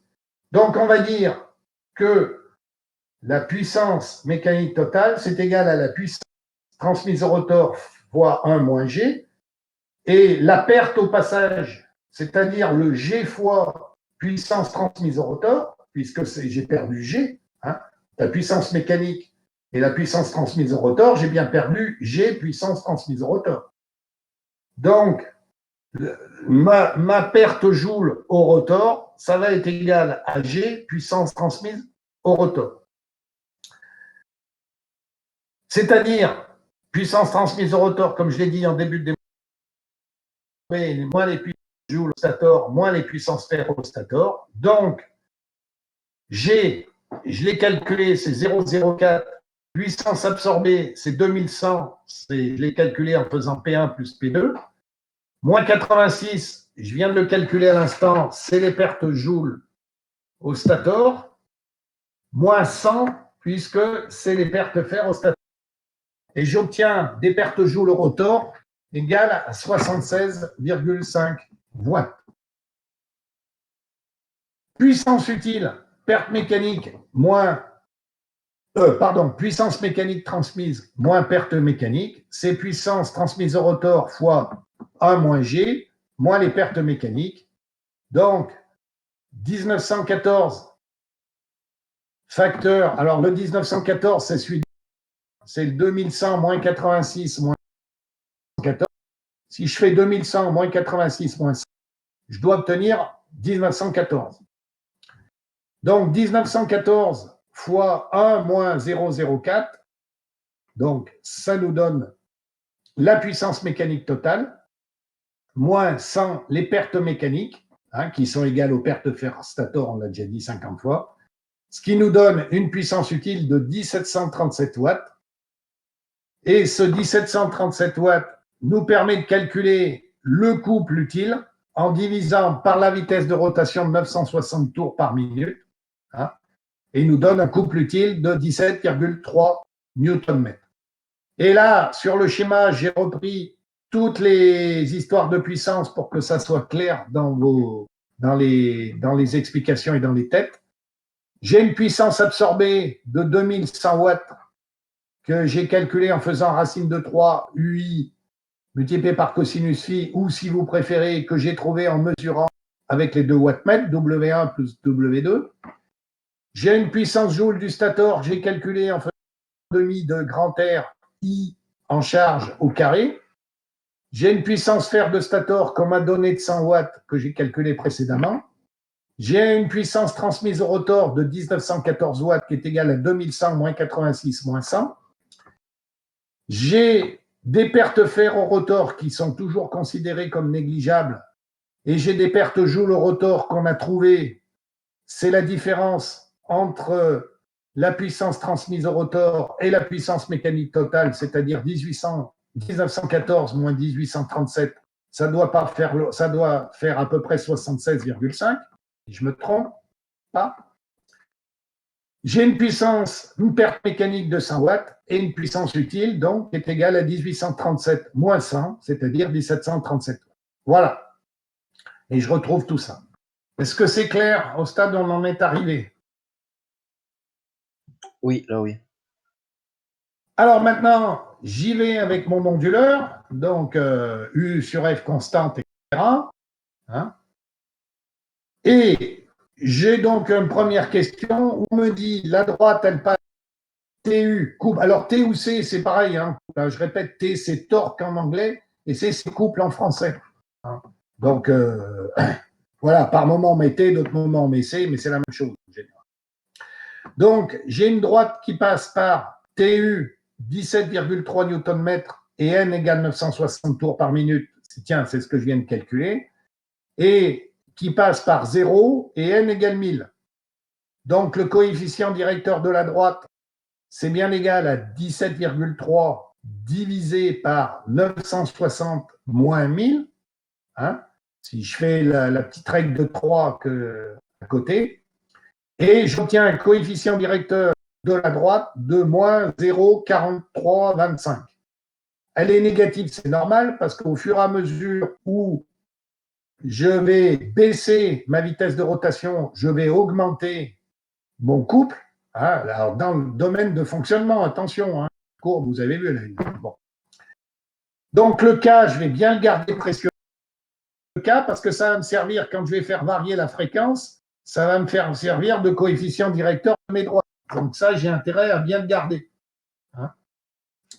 Et je calcule B de la fonction affine, B1, et bien sûr, j'utilise la valeur à vide. Hein. Donc B1, c'est égal à 0,433, c'est-à-dire moins le coefficient directeur multiplié par 1000. Hein. C'est un peu trivial, ça, ce qui fait 433. Et j'ai donc la valeur de mon couple en fonction de la vitesse de rotation à 50 Hz, qui est égale à moins 0,433 N plus 433. Donc ça, c'est ma première droite qui fait que je vais pouvoir déterminer la vitesse de rotation pour un couple à 20 mètres newton. TR est égal à 20 mètres newton. Donc, TR 20 mètres newton, je remplace TR dans l'équation de la droite précédente, là, hein, et j'obtiens une vitesse de rotation 20 moins 433, c'est-à-dire 20 moins B, divisé par le coefficient directeur moins 0,433, et j'obtiens 954 tours par minute. Donc, je peux tracer la courbe, là. Question là-dessus? Non. C'est bon. On passe à 40 Hz. Alors là, on est obligé de réfléchir un petit peu. Quand on est à 40 Hz, on vérifie déjà que U sur F est une constante. Donc, enfin, on vérifie. On pose déjà U sur F est une constante, qui veut dire que la nouvelle tension aux bornes du moteur sera égale à 220 divisé par 50, puisque à 220, je suis à 50 Hz, et multiplié par 40, puisque je suis maintenant à 40 Hz, ce qui fait 176 volts de tension d'alimentation. Donc, j'alimente mon moteur sous 176 volts avec une fréquence de 40 Hz. Je pose vitesse de rotation, nouvelle vitesse de rotation. Donc, et j'ai écrit là, pourquoi 3 Ah oui, c'est le nombre de paires de pôles. Ah oui, on me demande de paires de pôles. Oui. Je voulais recalculer là, mais. Oui. Quand il y a 1000 tours par minute, c'est. Alors, je vous ai recalculé le nombre de paires de pôles avec en passant par la vitesse de synchronisme, etc., la fréquence, etc. Oui, comme on avait 1000 tours pour 50 Hz, on trouve le nombre de paires de pôles. Et pour pouvoir trouver la vitesse de rotation, il faut avoir le nombre de paires de pôles. Donc, delta F, la fonction de tout à l'heure, la variation de fréquence, delta F, c'est égal au nombre de paires de multiplié par la différence de vitesse de rotation. Alors, je peux le faire de tête. Donc, ce qui me donne 60 à 50, ça fait 10 Hz de moins 3, donc ça fait 10 divisé par 3. 10 divisé par 3, ça ne doit pas faire loin de 3 tours 33 par seconde. Si je multiplie par 60, je dois trouver à peu près 60 par 3, 33. Je dois pas loin de tomber de 200 tours par minute. Donc, ce qui veut dire que je l'ai fait de tête. Vous pouvez le faire avec la formule en posant tout, c'est ce que j'ai posé. Mais 40 à 50 Hz, 10 Hz, 3 pôles, 10 divisé par 3, 3,33, multiplié par 60. 60 par 3,33, je ne dois pas être loin de 200 tours par minute. Donc, mon moteur à 40 Hz, il va baisser de 200 tours par minute. Donc, pour F égale 40 Hz, effectivement, je trouve nouvelle vitesse de rotation, c'est la formule que je viens de parler, c'est-à-dire 60 moins la différence de fréquence divisé par 3, plus 1000 tours à la fréquence 50 Hz, et je trouve 800 tours par minute. Une fois que j'ai 800 tours par minute, j'ai mon cas, le cas que j'ai trouvé précédemment, 433, je l'ai trouvé tout à l'heure, qui me permet de trouver le deuxième coefficient B2 de la droite à 40 Hz. Je multiplie 0,433 par 800, je trouve un B2 égal à 346. Et la nouvelle équation de ma droite, c'est T2N est égal à moins 0,433N plus 346 à 40 Hz. Attention. Donc, pour 20 mètres Newton, j'ai un N2 est égal à 753 tours par minute. Et je trace mes courbes, mes droites. Donc, la droite à 50 Hz, 1000 tours de synchronisme. À 40 Hz, 800 tours par minute, 176 volts. 40 Hz, 176 volts. 50 Hz, 220 volts. Maintenant, question posée, on me dit, maintenant j'aimerais bien que mon moteur il tourne pour un couple de 20 mètres Newton. Alors 20 Newton-mètres. Donc, ça veut dire qu'il faut que je retrouve la droite du milieu. Alors, je vous ai déjà tout mis les résultats là, mais il faut que je retrouve la droite du milieu.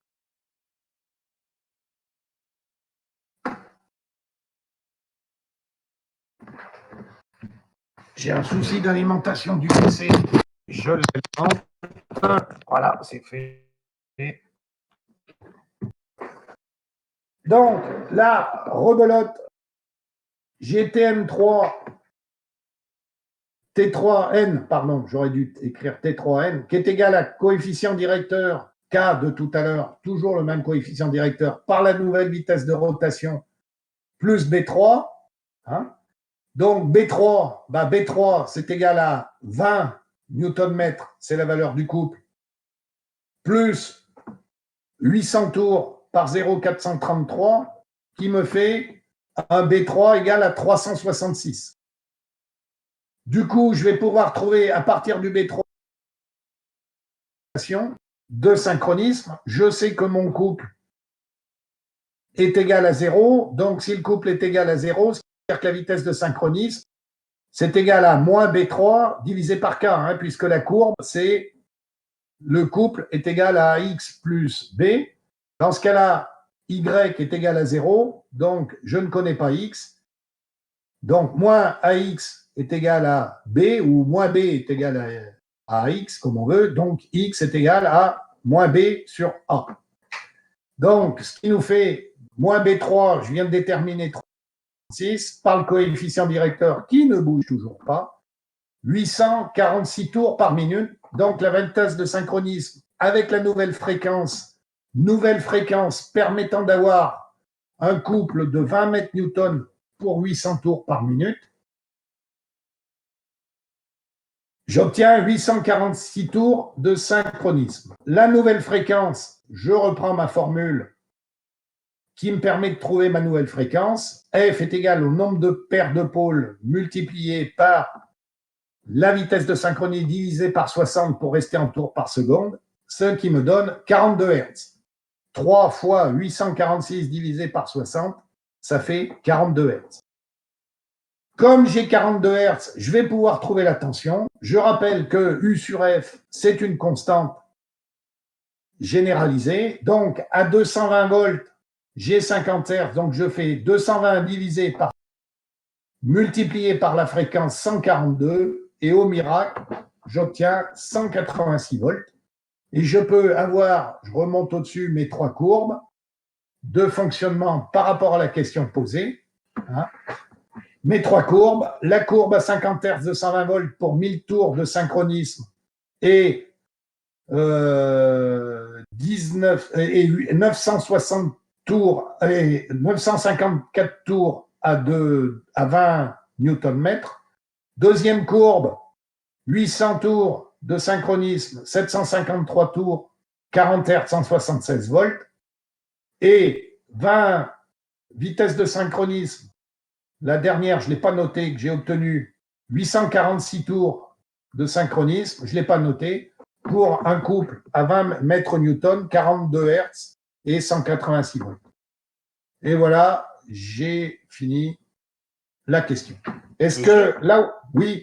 Vous pouvez réexpliquer, juste descendre un peu? Oui, je descends un peu. Voilà, expliquez comment vous avez trouvé le 846. Je sais pas trop comment Le 846, je vais le refaire. Oui. Attendez, j'enlève le jaune, S'il vous plaît. Pas de souci. J'enlève le jaune. Ouais, j'étais un peu vite là dans l'écriture. À un moment donné, j'enlève le jaune. Bon. Vous êtes d'accord que le couple, en fonction de la vitesse de rotation, c'est égal à K, coefficient directeur, multiplié par la vitesse de rotation, plus B. Alors, j'ai mis B3 puisque c'est la troisième droite. D'accord? Ouais. Jusque-là, c'est bon. B3, qu'est-ce que je connais dans cette équation? On m'a donné le couple, c'est 20 Newton-mètres. On m'a donné la vitesse de rotation, 800 tours. Et K, je l'ai calculé précédemment, c'est moins 0,433. D'accord? Donc, mon inconnu dans cette équation, c'est B3, puisque les termes couple, coefficient directeur et vitesse de rotation, on me les a donnés. D'accord? B3, c'est égal à couple moins KN3. D'accord? C'est-à-dire, je fais passer, alors je vais essayer de les mettre en jaune. Je fais passer KN3 de l'autre côté avec le couple pour trouver B3. K, c'est moins 0,433, donc moins, ça fait plus. Donc, le couple 20 mètres Newton plus 0,433 K, enfin c'est K, et N3 800. D'accord? Ce qui me donne une valeur de B3. Tout le monde me suit jusque-là? Oui, c'est bon ça. Oui. Bon. Ma courbe, et là je réefface, j'annule, je réefface mon jaune. Toc.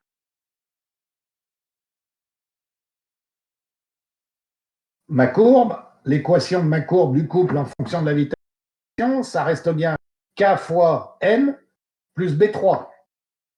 Pour trouver la fréquence à laquelle j'alimente mon moteur, il faut que je trouve la vitesse de synchronisme. Dans ce nouveau cas, je ne la connais pas. Donc, par contre, je sais que le couple à la vitesse de synchronisme avec cette nouvelle fréquence, le couple est égal à 0 quand mon moteur tourne à la vitesse de synchronisme. Ah, ok, ouais. Okay. Donc, 0 est égal à KN3 plus B3. D'accord? Donc, ce qui veut dire que moins B3 est égal à KN3. D'accord? Si je fais passer B de l'autre côté, ça fait bien B3 est égal à moins KN3. D'accord? Donc, N3, c'est bien égal à B3 divisé. Oui, j'ai fait l'inverse. J'ai fait oui. N3, c'est bien égal à moins B3 divisé par K, puisque j'ai KN3 est égal à moins B3. Si j'ai fait basculer B3 de l'autre côté, sachant que le couple est égal à 0. Est-ce que tout le monde me suit là? Oui. Oui. Donc, moins B3, je viens de le calculer, c'est 366. K, je l'ai calculé plus haut, c'est moins 0,433. Du coup, j'obtiens une vitesse de rotation de synchronisme de 846 tours par minute. Je la remplace dans la formule de la fréquence. Je rappelle que la fréquence, c'est P, vitesse de rotation, multiplié par la vitesse de rotation, tours par seconde. Donc, comme là, j'ai des tours par minute, je divise par 60. Donc, 846 divisé par 60, multiplié par le nombre de paires de pôles, c'est 3. Je dois trouver 42 Hz. Donc, j'ai trouvé ma fréquence, ma nouvelle fréquence d'alimentation, 42 Hz. Et comme en fait, on me demande ma tension d'alimentation, je repasse par la formule U sur F est égal à constante. Donc, j'ai U sur F, dans le premier cas, c'était 220 volts par 50 Hz.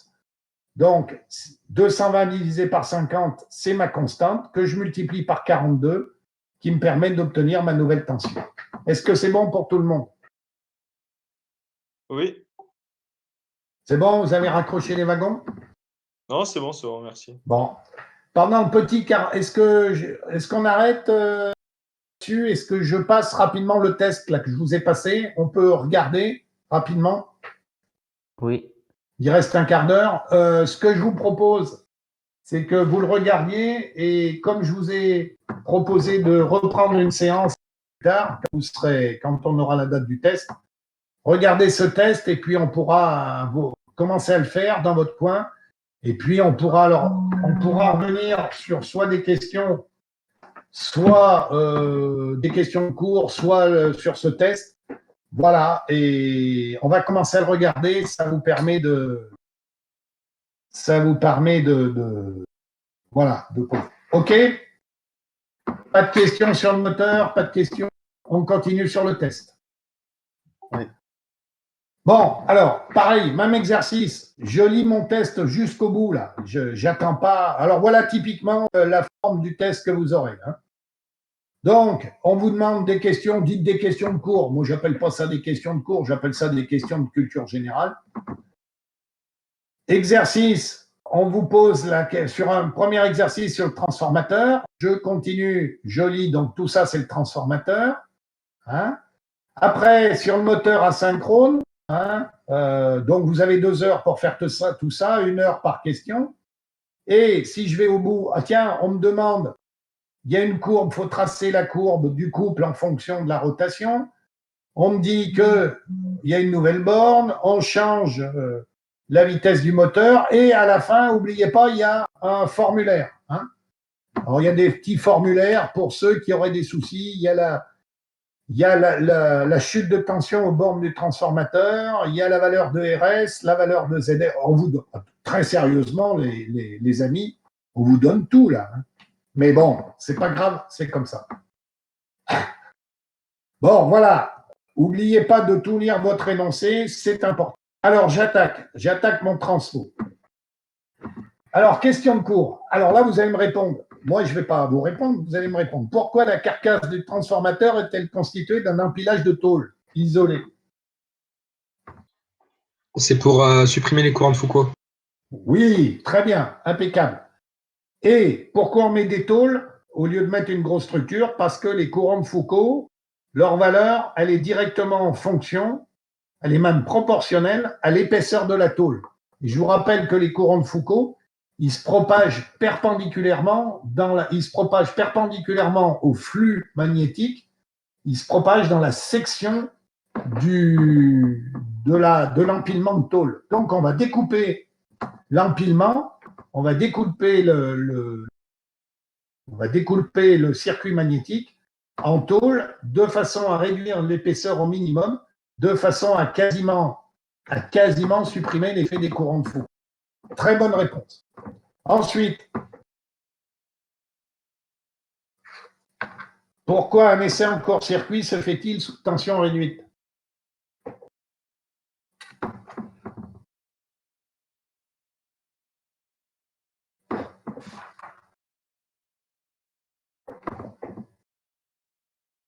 Bah, pour éviter de cramer Oui, l'appareil. oui, c'est une forme de réponse, mais ce n'est pas tout à fait ça. Oui, mais je vais vous dire, même en fonctionnement nominal, on va éviter de cramer l'appareil. Non, réfléchissez 2 secondes. Qu'est-ce qu'on calcule dans l'essai en court-circuit? Ça sert à quoi l'essai de court-circuit? Et qu'est-ce qu'on veut négliger? Qu'est-ce qu'on calcule? Qu'est-ce qu'on mesure dans les essais en court-circuit? Et qu'est-ce qu'on veut négliger pour ne pas perturber la mesure de mon essai en court-circuit? Alors, je vous explique. L'essai en court-circuit sert à mesurer l'impédance du transformateur, c'est-à-dire la résistance globale du transformateur Et l'inductance. plus l'inductance totale, l'inductance de fuite. Je rappelle qu'on ramène tout ça au secondaire, donc le grand RS et le grand XS. Pour faire ça, il ne faut pas qu'on soit perturbé par les pertes fer. Les pertes fer au primaire, dues au courant de Foucault et les styrésistes d'ailleurs, les pertes fer au primaire, elles sont directement en fonction de la tension. Donc, pour négliger les pertes fer au primaire, on va travailler en essai en court-circuit à tension réduite, d'autant plus qu'on va amener la tension de fonctionnement aux tensions nominales, et comme effectivement le transfo est un court-circuit au secondaire, on va essayer de trouver... Non, pardon, on va travailler aux courants nominaux, et les courants nominaux en court-circuit, effectivement, ils se font à tension affaiblie, sinon on va cramer le transfo, comme vous dites. C'est clair? Donc, pourquoi un essai en court-circuit? Pour limiter, pour réduire, pour négliger les pertes fer au primaire. C'est bon? Qu'est-ce qu'un transformateur parfait? Sans perte, il n'y a pas de perte. Ouais, il n'y a aucune perte par résistance, aucune perte par fuite d'inductance, ni aucune perte fer dans le transformateur. Tout à fait. Quel est l'ordre de rendement d'un... Oui. Excusez-moi. Est-ce qu'on dit sans résistance aussi ou pas? Non, vous dites n'a aucune perte électrique. Alors après, détaillez si vous voulez. Perte par effet Joule, perte par inductance et perte fer. Ouais, bon, ok, ça marche. Mais c'est tout. Quel est l'ordre de grandeur? Entre 85 et 90? 90%. Oui, c'est à peu près 90, oui, 80, 90. 85, 90. Tout à fait. Impeccable. Alors, on attaque rapidement, puis après, on va s'arrêter. La plaque, elle dit quoi, 220? C'est quoi 220 volts? C'est dans la phase. C'est dans la phase.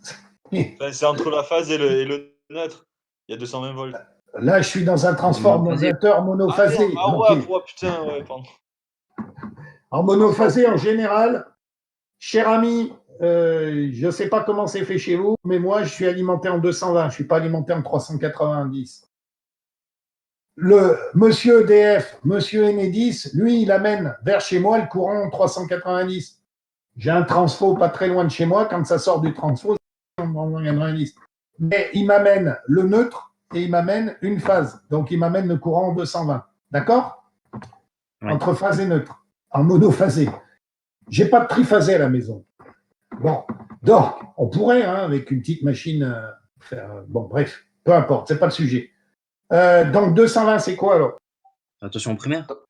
Tension nominale au primaire. Tension de fonctionnement nominal au primaire. 50 Hz, c'est quoi? C'est la fréquence. Oui, du réseau. Et 200 VA, c'est quoi? La puissance apparente. La puissance apparente d'alimentation, de fonctionnement du transfo, ça c'est... Et je vous rappelle que la puissance apparente, elle est elle est conservée dans le rapport de transformation. C'est-à-dire que S1 est égal à S2, S au primaire est égal à S au secondaire. C'est le produit de la tension efficace multiplié par le courant efficace, ou si vous préférez, S complexe est égal à V complexe multiplié par I transformé, I complexe transformé. Donc, souvenez-vous de ça, la valeur de la puissance efficace, elle est conservée et on peut s'en servir, c'est-à-dire qu'on peut s'en servir pour calculer les courants nominaux, les tensions nominales, etc. etc. Bon, les schémas, vous regarderez le cours pour faire le schéma. La résistance au primaire, comment on l'obtient là avec l'énoncé? La résistance au primaire, on l'obtient à partir de quoi? L'essai à Vide. Vous êtes sûr? Oui. Non? Non, moi je suis pas sûr. Relisez l'énoncé là. Résistance au primaire. C'est quoi le premier essai? Ben oui. La résistance au primaire, on l'obtient en se servant de l'essai en continu. La résistance, c'est la tension divisée par l'intensité, donc c'est 6 sur 0,95. D'accord? Oui. C'est bon? Ah, mais... Ensuite, le rapport de transformation. C'est quoi le rapport de transformation à partir de l'énoncé là? Entre 220 et 24 volts, c'est le coef. Oui, alors ça fait quoi? C'est 24 divisé par... Pardon? J'ai pas écouté là, excusez-moi. Ben, j'ai répété ce que vous avez dit, c'est bon. C'est 24 sur 220, hein? C'est V2 et 1. Oui, ouais, non, j'ai dit le contraire. Donc, j'ai pas besoin de calculette, 24 sur 22, 220, ça doit faire 0,11. Ensuite, perte joule à l'essai à vide. C'est quoi c'est égal à quoi les pertes joule à l'essai à vide? 3,5 de RI carré. Ah, là, vous êtes dans les moteurs, jeune homme. Ah putain, ouais, c'est vrai. RI carré? Ben oui, R1, I, 0, 1 carré. Donc, R1, je l'ai calculé tout à l'heure, ça fait 6,31, là. Souvenez-vous, la première question continue, là. Ouais.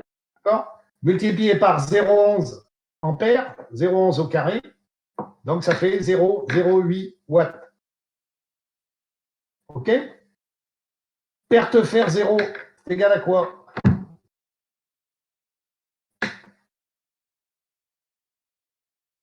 C'est la puissance mesurée P1 0 moins quoi? Les pertes jaunes? Ouais. Donc 6 moins 0,08, ça fait 5,92. Donc, on me demande de démontrer que les pertes sont égales aux puissances mesurées dans les serviles. Ben déjà, les pertes fer, c'est égal à la puissance mesurée à vide parce que l'écart, c'est de 1%. Et que les pertes fer, elles varient avec la tension. Donc, comme je suis en tension nominale, j'ai bien les pertes fer du transformateur que on essaie à vide. Ouais, ok. Voilà. Alors ensuite, le schéma. On nous pose le schéma. Bon, bah, vous le ferez avec un autre transformateur, le wattmètre qui va bien, l'ampèremètre. Comme on est en court-circuit, eh ben, ça veut dire qu'on met un ampèremètre au secondaire pour mesurer l'intensité du courant. On met éventuellement un voltmètre et un ampèremètre au primaire, un wattmètre et un autotransformateur pour régler la tension justement de façon à obtenir les courants nominaux de fonctionnement tout en respectant une tension faible pour négliger les pertes fer au primaire. Donc, les pertes joules en court-circuit, on va dire que, première question, on demande les pertes joules en court-circuit, on va dire que c'est quasiment les pertes mesurées, c'est-à-dire 11 watts, et les pertes fer au court-circuit, pourquoi sont-elles négligeables? Alors, je vous rappelle que les pertes fer et toutes les puissances, c'est proportionnel au carré des tensions. Donc, je peux refaire un petit calcul qui me donne perte fer à vide divisé par la tension à vide au carré multiplié par la tension au court-circuit au carré, au primaire, et j'obtiens 0,05 watts, ce qui me fait 0,5% de P1CC. Donc, autant dire que les pertes fer sont négligeables. Voilà. Bon, on va s'arrêter. Je vous laisse réfléchir, regarder le cours. Et puis, quand vous aurez besoin de moi, vous demandez à vos délégués ou à un délégué de me passer un petit mail ou un coup de fil, peu importe. Hein, et on se redonnera rendez-vous. On fait comme ça? On fait comme ça. Ça marche, merci. Est-ce que vous avez des questions? Il reste 3. Enfin, restez, hein, moi, pas d'état d'âme. Hein. Est-ce que vous avez des questions? Non, c'est bon. C'est bon pour tout le monde? Ouais, Ben, je vous souhaite bon courage. merci. Hein? Et puis, je vous dis à bientôt. Merci. À bientôt. Merci, à bientôt. Au revoir, au revoir, Bon au revoir. appétit. Merci, vous aussi.